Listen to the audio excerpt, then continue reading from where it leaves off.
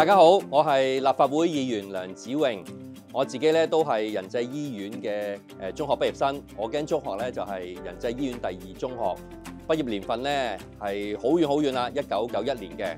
咁我知道大家嚟緊咧係會應考 DSE 啦，咁大家都係花好多時間啊，花好多努力咧去應付 DSE 考試，亦都希望咧有好嘅成績。咁啊，俾啲 tips 大家啦。